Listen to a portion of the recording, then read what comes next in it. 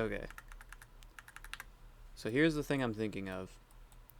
Our gravity angle is like this triangle here or this triangle here. It's, somewhere around here in the loop. I don't know exactly which one.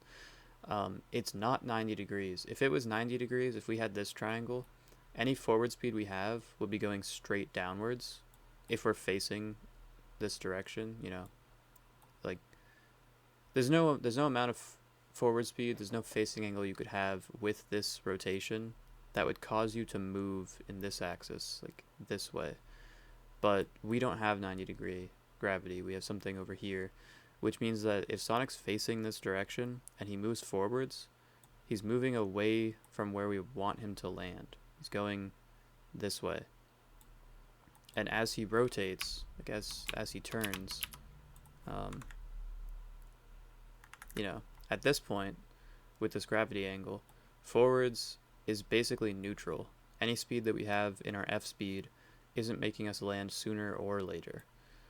And at this point, any speed that we have in our F speed is actually bringing us closer to our destination in this axis. It's basically like, you can see, I guess it must be Z speed because I have it highlighted.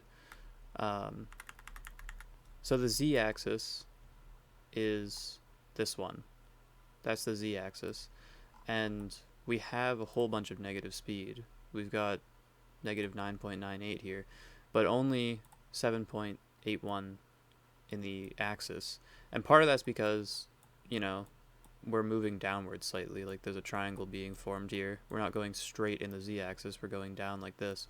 But also, our forward speed is counteracting the Z axis speed.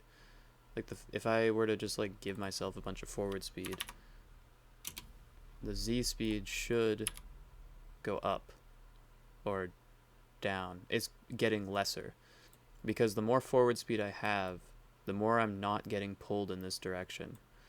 And that's only true up to the point where Sonic's facing angle becomes straight 90 degrees, at which point forward speed doesn't affect how fast you're falling in the Z-axis one way or the other, because we only have X-axis rotation.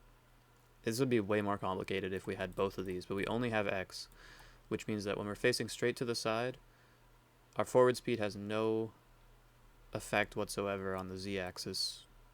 That's only our negative speed pulling us there. But if we're facing downwards, forward speed is making us land later. And if we're facing upwards, forward speed's making us land earlier. But I don't think that we can really utilize that too much, because when you're facing upwards, you just lose so much speed. You probably won't land at all.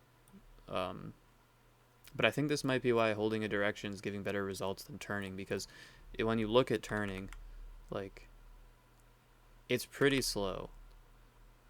Whereas if I turn this off and just like hold a direction, like I'm turning much sharper. And I think I'm like, look at how much more Z speed I have. Let's just like compare a frame. This is it. Let's go to 53. So at 53, we've got 9.28. And if I use the turning script, we've got 7.78. And like, that's not the only thing we have to optimize. We're not just trying to move in the Z-axis, but I think that's what it is. We don't want to maximize F speed. We want to maximize Z speed plus have enough F speed to land. Because like, ideally, if you want to maximize Z speed, you'd literally just hold like up. There, I still have this running. Like, this is the most Z speed you can get, is just holding a direction like that. But that's not going to help us. We have to find some balance. But I don't even know if scripts can do this. They probably can. But yeah, that's it.